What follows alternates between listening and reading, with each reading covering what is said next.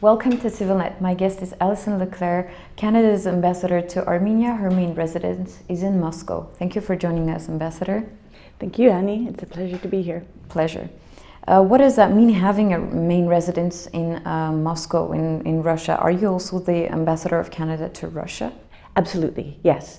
So I am the ambassador to accredited, is the word we use, accredited to Russia, to Armenia, and also to Uzbekistan.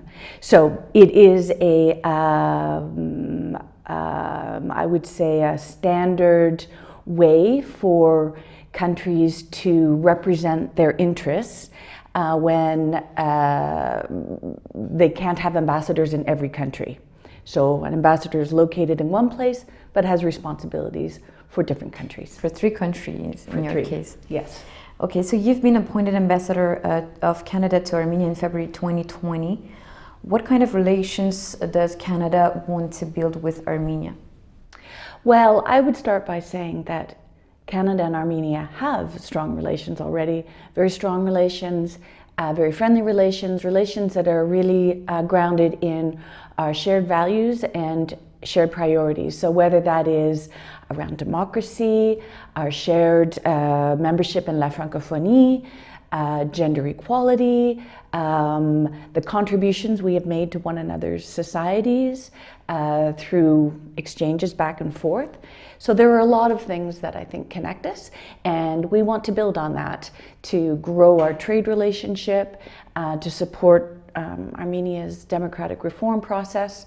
Those would be the 2 things I would point to as where we're focusing our efforts for the future. Of course, Armenia right now is in a difficult situation in the aftermath of the conflict, and Canada, of course, has supported through humanitarian assistance. And one of my jobs here really is to meet with government, meet with international organizations to better understand what Armenia's needs are, so that I can report back to my headquarters and help us understand where we can support Armenia through this difficult time. So you came here for 5 days and you visited various places, NGOs, I guess, and also governmental bodies. You talked about the aftermath of the war. What were the discussions you had, and what is the main overview of your visit? How would you summarize this? Well, I would say, first of all, it is very clear that Armenian democracy is very dynamic, and its foundations are strong. It is, as one of my contacts said, it's really built into Armenia's DNA. So I understand that there is continuing work to do, but it's very clear that Armenians are choosing a democratic future. That said, of course, there are very, very serious issues facing Armenia, facing us all in terms of the pandemic, of course. But when you add to that the aftermath of the conflict, the desire for peace, for stability, and what I have heard again and again is the issue of prisoners of war remains a critical issue for Armenia, and one that they need to see progress on in order for there to be progress towards a durable peace. So I would say that is a key message that I have received and will take back to my government. The hope that Armenians have that Canada will use its voice on that issue. But also there are continuing issues in terms of displaced people, in terms of the regional dynamic, and there's a lot of work to do. You just talked about the prisoners of war. According to activists, there are still 200 Armenian prisoners of war captive in Azerbaijan. Can Canada take a role or play a role in the discussion, in the dialogue with Azerbaijan to maybe solve the issue or at least participate in freeing these people? Well, it's a really good question, Annie. What I can say is that we understand the importance of it.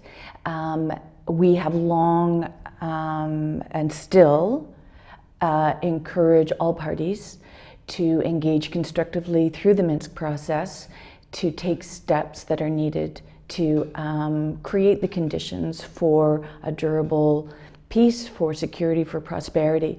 So we certainly will look for opportunities to use our voice, to use whatever tools at our disposal, with that in mind.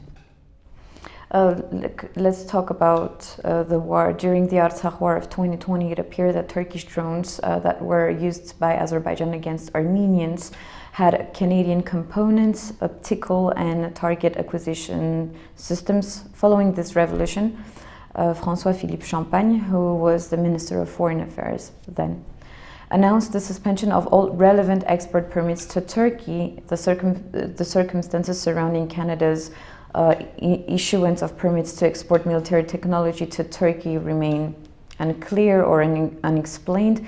The government launched an investigation on that matter.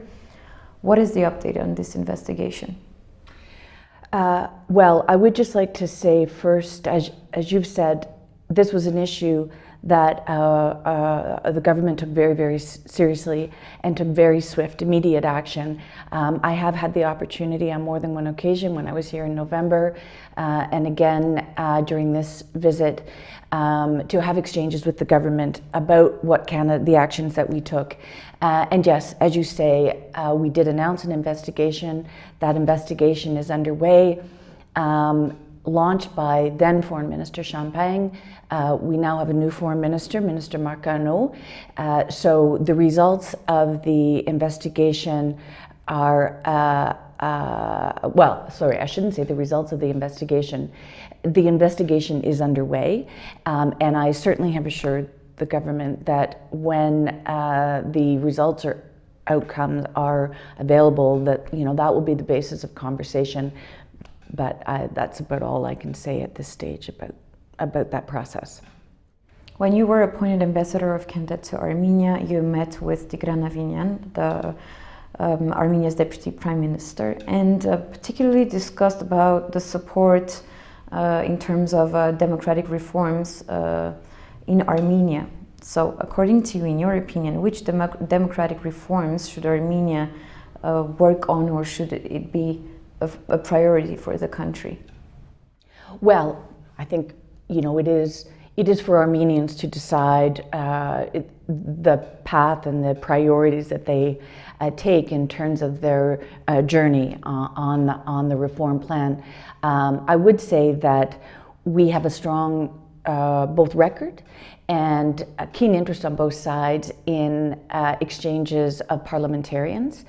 And also in building the administrative foundation for running a parliament. And I think that that's a very good place to build on. And we stand ready to do more. It's one of these, like with many with the pandemic, very difficult to do. But I think that that's an area of interest on both sides. What economic potential could be built or is being built with Armenia from your side? From what common interest in terms of economy do both countries have? This is really an area of strong focus, and it's one of the things that I've been talking about in this visit, including with members of the Canadian Armenian community that live here. Where do you see the opportunities? I met yesterday with a wonderful group of women who are engaged in building their own businesses through the AGBU, and it was wonderful to see the entrepreneurial spirit. So I wouldn't like to restrict it, but I think that there are particular areas where, for example, in agriculture, where we do have we have a good start and can build on that. Mining is another sector where I think that we have potential that we can explore. The one that has been brought to my attention with this visit is IT. The work that Armenia is doing to really increase its expertise in the whole area of IT. What are the synergies there? So it's one of the things that I'm taking back with me to explore with my headquarters, what we can do on that sector. And then finally, I would mention education. Particularly with La Francophonie, our shared membership, we have our French language and culture that we share as well as English. And international education, I think, is something we all see the value and importance in young people understanding one another's cultures. And I think that there's a lot more that we can do in that area as well. You just talked about people that you met and about the Canadian Armenian community here in Armenia. Let's talk about the Armenian community in Canada. There are 65,000 Armenians living in Canada. What importance does this diaspora have for the country?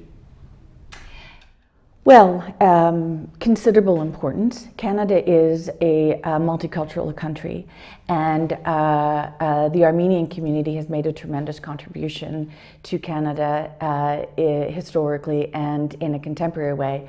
I think Armenians know well some of the big names. Adam Ogoyan is the filmmaker, Mr. Karsh, the photographer.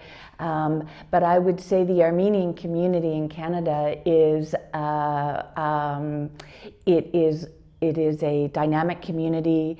It is one that is deeply interested and engaged in what is happening here in Armenia, wanting to make a contribution there, but also making a keen contribution to Canada. And again, would point to Parliament, very active in Canadian democracy.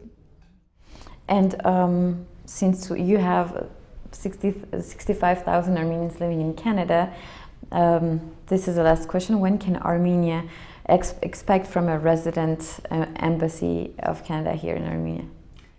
Well, I have no answer for you there, Annie. We do have a consulate here and are in the process of identifying a new honorary consul. The question of an embassy, I know, is one of is very important to the diaspora community in Canada and is important to the Armenian government. It is a question that is it is for the minister. It's a ministerial decision.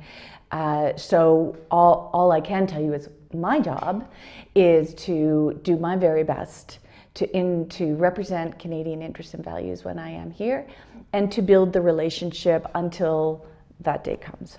Thank you, Ambassador, for this talk. Thank you, Annie. It's been a pleasure. Thank you for watching and continue to follow CivilNet.